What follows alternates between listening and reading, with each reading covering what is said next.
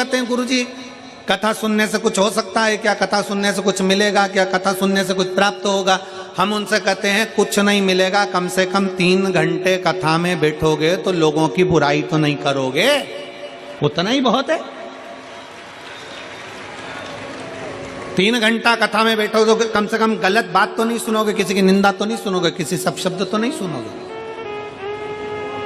3 घंटा कथा में बैठोगे तो आड़े तेड़े काम तो नहीं करोगे। 3 घंटा कथा में बैठोगे अपनी इंद्रियों को संयमित करोगे, इंद्रियों को संयम। कितना संयम है। लोग कहते हैं संत बड़े, लोग कहते हैं साधु बड़े, लोग कहते तपस्वी बड़े, लोग कहते साधक बड़े, लोग कहते उपासक बड़े। और कुंभज बाबा अगस्त ऋषि भगवान शंकर के सामने कहते हैं कि सबसे बड़ा होता है कथा को सुनने वाला श्रोता, सबसे बड़ा होता है कथा को श्रवण करने वाला श्रोता, कथा सुनने वाला श्रोता सबसे बड़ा होता है, कथा श्रवण करने वाला श्रोता बड़ा होता है।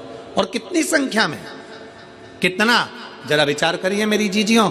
आप लोग तो ये हो सकता है कि यहाँ जो कथा में आगे बैठे हैं, हो सकता है कि 1 बजे कथा चालू हुई होगी तो 1:30 बजे आए होंगे, 2 बजे आए होंगे, 2:30 बजे आए होंगे, हो सकता है कि 12 बजे आए होंगे, 1 बजे आए होंगे।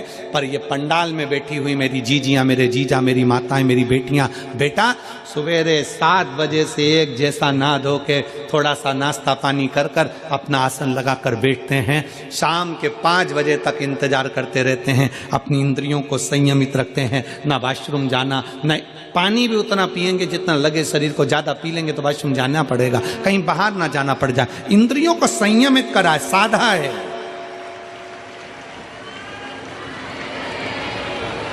अपनी इंद्रियों को साधा, और इतना साधा इंद्रियों को कि कथा में बैठते हैं उस समय पर अपना चित्त, अपना मन, नयन कथा में, श्रवण कथा में, वाणी कथा में, चित्त कथा में, हृदय कथा में, सब कथा में लगा। क्या मिलता है कथा में जाने से? तो कहा संत साधु हम नहीं बन सकते, हम तपस्वी, हम साधक, हम उपासक नहीं बन सकते, हम बहुत बड़े सन्यासी, साधु, तपस्वी नहीं बन सकते, कम से कम एक श्रेष्ठ श्रोता तो बन सकते हैं, बस इतना बन गए वो भी बहुत है, बहुत। आपने करा होगा जो इतना अच्छा राजस्थान की भूमि मिल गई, राजस्थान के साथ में अच्छे कुल में जन्म मिल गया, अच्छे कुल में जन्म के साथ में पूरा की पूरा शरीर अच्छा मिल गया, शरीर मिला तो मिला, साथ में भगवान शंकर की कृपा से जयपुर में बैसाख महीने में ये शिव महापुराण की कथा श्रवण करने को मिल गई। ये पुण्य नहीं तो और क्या है।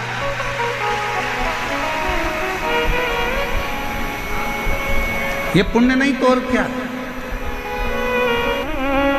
और एक बात और कहेंगे आज ईसर गोरा शिव महापुराण की कथा से, मान लो कोई वस्तु आपकी खो गई, कोई चीज नहीं मिल रही है, बहुत देर से आप ढूंढ रहे हो, प्रयास कर रहे हो, सुबह सुबह भगवान को जल चढ़ाने जाओ ना, तो जो जल लेकर आते हो ना, उससे अपनी साड़ी का कोई भी पल्लू, जरा सा भाग उसको गीला कर लिया थोड़ा सा, और उसको नेत्र से लगाकर घर में आकर उस वस्तु का स्मरण कर कर बाबा से प्रार्थना कर करो, बाबा मेरी वो सामग्री बहुत कीमती थी पर मिल नहीं रही, आप प्रयास करोगे ना बाबा तो ढूंढ सकते।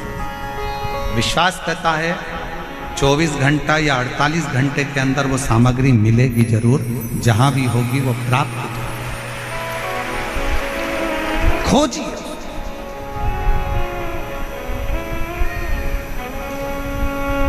शिव के चढ़े हुए जल में वो तत्व है, शंकर भगवान के चढ़े हुए जल में वो फल है, शंकर भगवान के स्पर्श मात्र से। फिर निवेदन करेंगे कि भगवान को स्नान कराया हुआ पानी, आप में से कितने लोग हैं जो अपने घर में रोज भगवान को नहलाते हो? लड्डू गोपाल को, गणेश जी को, देवी जी को, देवता जी को, तुम्हारे घर में जो भी भगवान होंगे उनको रोज नहलाते हो कि नहीं नहलाते हो? बोलो, जम के बोलो जरा, नहलाते हो? तो तुमने जो भगवान को नहलाया, उसका जो पानी आया, वो पानी को बाथरूम में डालते हो क्या? आवाज नहीं आई, जम के बोलो। नहीं। उस पानी को गटर में डालते हो क्या? नल्ले में फेंकते हो? बाथ बेसिन में डालते हो? नहीं। रसोई घर में फेंक देते हो? नहीं। झूठे बर्तन में डालते हो? नहीं। बेकार कपड़ों में डालते हो? नहीं। उस पानी को कहाँ डालते हो? कहीं अच्छे बगीचे में, पेड़ पौधों में ले जाकर, कई लोग उस पानी को तुलसी जी में, कोई अच्छे बगीचे में, वो जो भगवान के स्नान का पानी है, भगवान के स्नान का जल है, उसको लोग अच्छी जगह पर ले जाकर डालते हैं। जरा विचार करना, पानी का मात्र भगवान से स्पर्श हुआ तो वो पानी बाथरूम में नहीं गया। उसी तरह आप रोज अगर भगवान के चढ़े हुए जल का स्पर्श करोगे तो तुम भी गलत जगह नहीं जाओगे, अच्छी जगह ही जाओगे, श्रेष्ठ जगह ही जाओगे। आप गलत जगह नहीं पहुंचोगे, आप गलत जगह नहीं जाओगे।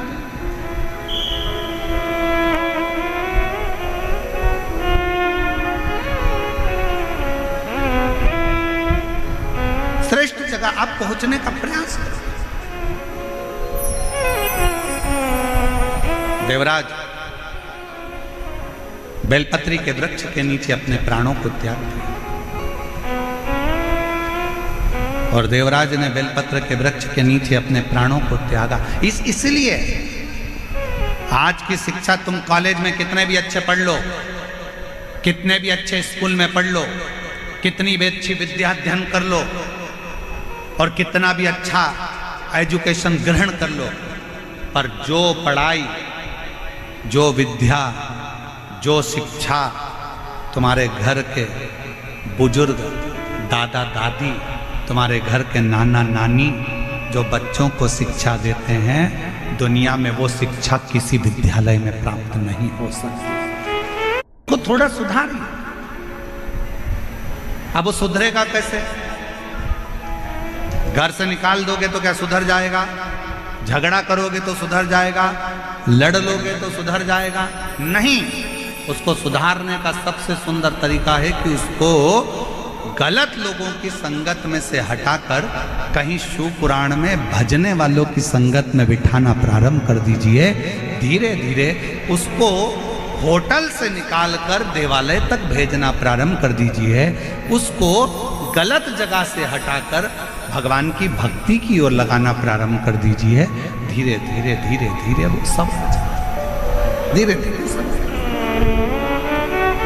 और शिव महापुराण में श्रम्भेश्वर बाबा का एक कितना सुंदर वर्णन किया गया कि अगर मान लो कोई व्यक्ति नशे में डूबा रहता है, मदिरा का नशा छोड़ ही नहीं रहा, पूरा प्रयास कर लिया और वो दारू छोड़ने को ही तैयार नहीं, 8 साल 10 साल 15 साल 20 साल 25 साल 30 साल निकल गए और वो मदिरा छोड़ ही नहीं रहा, बहुत तकलीफ में। नया लड़का है, अभी शादी हुई, बहू बेचारी रोती है, घर के बच्चे रोते हैं, पर वो मदिरा का नशा छोड़े ही ना। तो श्रम्भेश्वर महादेव का स्मरण करें। बेलपत्री के 5 पत्ते, शमी के 3 पत्ते। बेलपत्री के कितने पत्ते? 5। शमी के कितने पत्ते? 3।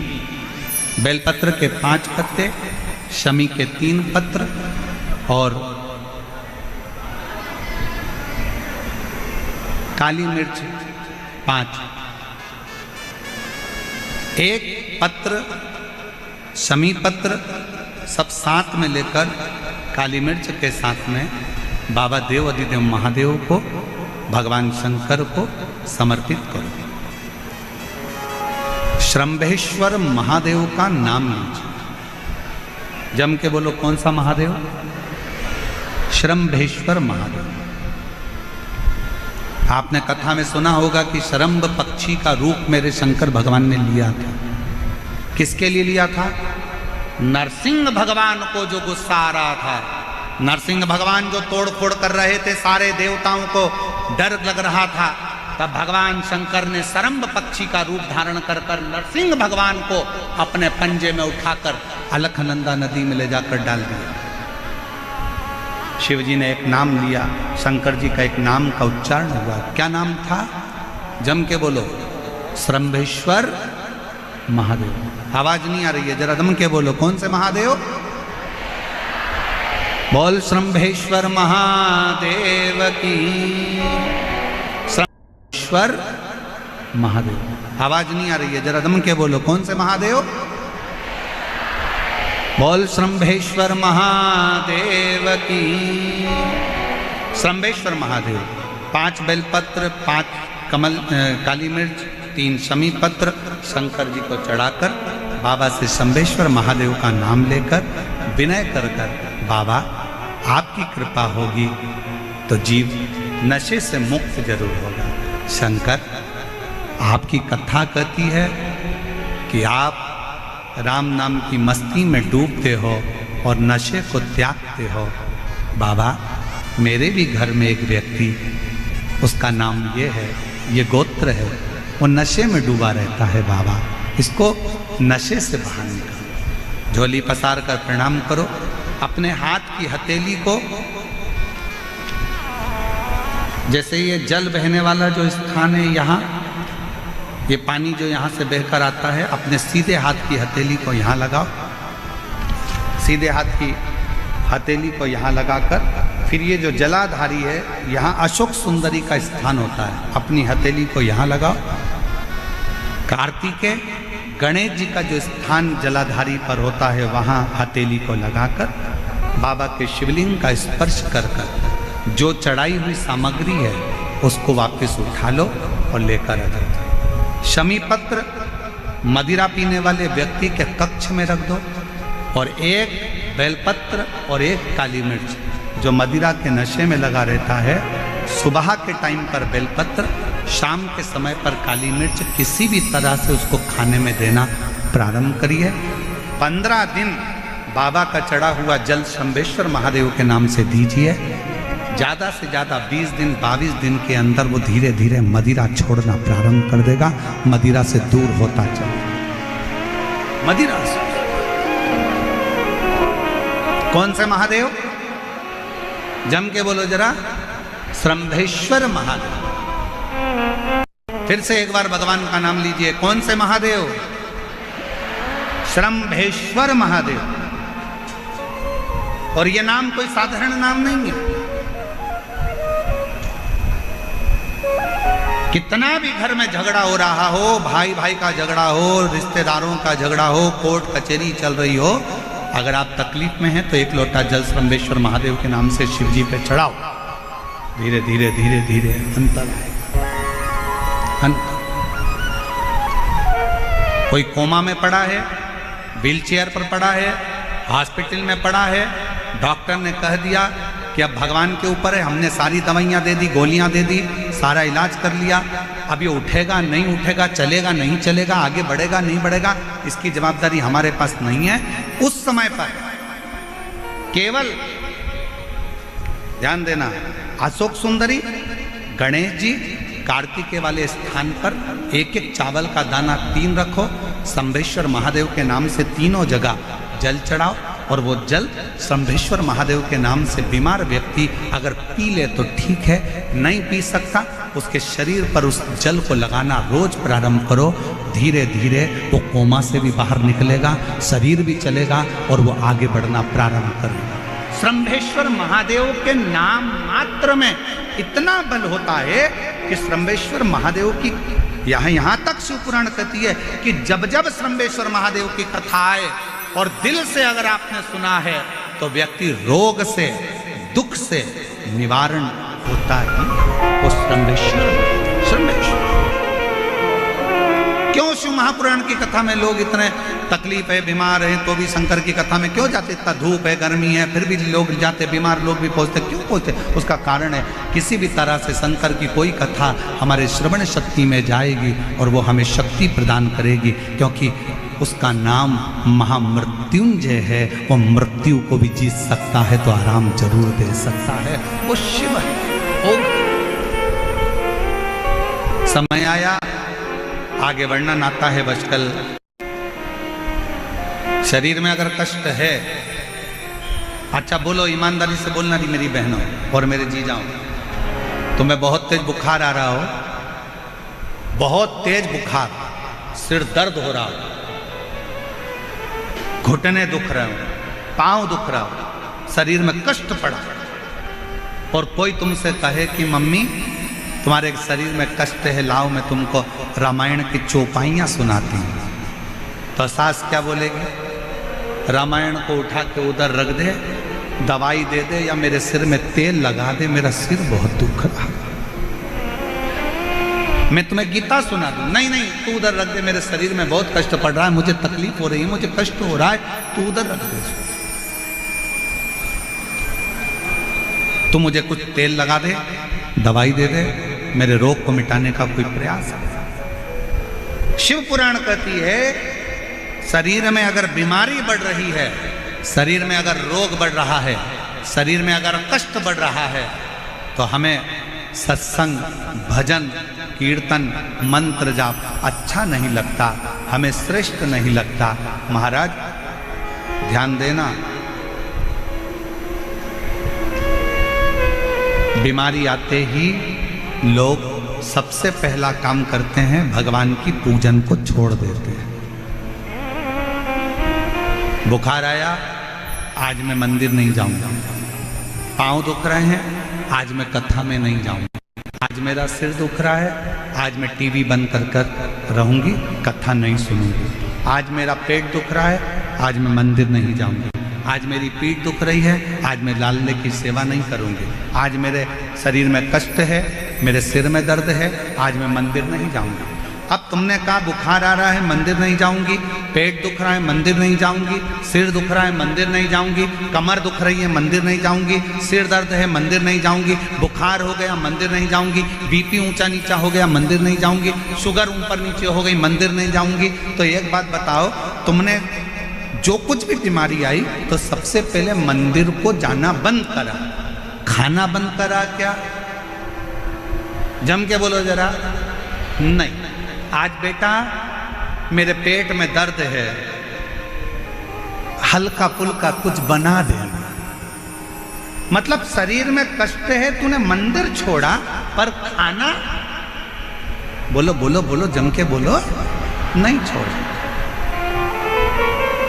3 बार भोजन, भजन 1 बार, और उसमें भी उलझन आती है बात। खाना नहीं छोड़ा, शरीर में कष्ट है, मंदिर नहीं जाऊंगी, थोड़ा सा तकलीफ है, आज भगवान को जल चढ़ाने नहीं जाऊंगी। और शिव पुराण क्या कर रही है? शरीर में अगर कष्ट है तो भले भोजन छूट जाए, पर शरीर में कष्ट है तो शंकर का मंदिर ना छूटे, तो समझ लो कि तुम्हारा जीवन सार्थक।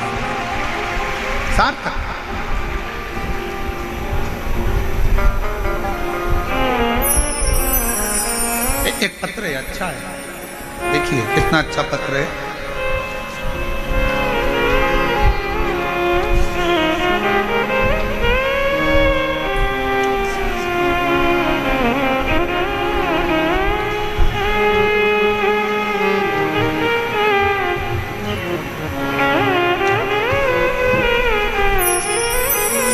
मेरा नाम बाइलेन, मेरा नाम शर्मिला कौशिक है, मैं रेवाड़ी हरियाणा से आई हूँ। कहीं बैठी हों तो हाथ हिला सकती हैं, और अगर कहीं बैठी हों तो आ सकती हैं। मेरा नाम शर्मिला कौशिक है, मैं रेवाड़ी हरियाणा से आई हूँ। मेरा मोबाइल नंबर ये है, कहीं बैठी हों तो आ सकती हैं। पत्र को एलईडी पर पढ़ सकते हैं। मेरी बेटी 2 साल से तन्मया कौशिक सीएस की परीक्षा में बैठ रही थी, पर कुछ नंबरों से रह जाती थी। 4 बार परीक्षा दी, पर मेरी बेटी का सिलेक्शन नहीं। आखिरी में बेटी ने मन में से आश को खत्म कर दिया और विचार करा, मम्मी तू बोलती है कि मंदिर जा, तू कहती है कि भजन कर, तू कहती है कि ऐसा कर। अब मैं मंदिर जा रही हूँ तो भी तो बाबा ने मेरी नहीं सुनी। अब मैं मंदिर नहीं जाऊंगी। अभी वही प्रसंग चल रहा था कि जरा सा कष्ट हो तो लोग मंदिर को छोड़ दे। मैं मंदिर नहीं जाऊंगी। मैंने अपनी बेटी से कहा कि तू सब छोड़ दे, पर मंदिर जाना मत छोड़, पढ़ाई कर, दिल से कर, सीहोर वाला महाराज कहता है कि जितनी ज्यादा मेहनत करोगे फल उतना मिलेगा। अपनी पढ़ाई को सीहोर वाला बाबा कहता है कि 4 गुना मेहनत कर दो। परीक्षा के दिन बाबा कहते हैं कि शहद लगाकर बेलपत्र समर्पित कर और खूब अच्छी पढ़ाई कर। मेरे कहने पर बाबा का नियम धारण कर 1 लोटा जल चढ़ाना वापिस प्रारंभ कर, पशुपति नाथ का व्रत रख और अपनी पढ़ाई पर ध्यान दे। मंदिर में जा, सफाई कर, बाबा का श्रृंगार कर। आप कहते हो बाबा सीहोर जाने वाले को, कुबरेश्वर धाम की भूमि पर जाने वाले को 3 महीने में झोली भर देता है। मेरी बेटी सीहोर गई, वहाँ जाकर उसने कंकर शंकर का पूजन करा, सफाई करी, शंकर मंदिर में श्रृंगार किया और दिसंबर में मैंने बेटी को सीहोर भेज दिया और बाबा की कृपा से 25 फरवरी को मेरी बेटी CS में सिलेक्ट हो गई और बाबा की कृपा से उसका सिलेक्शन।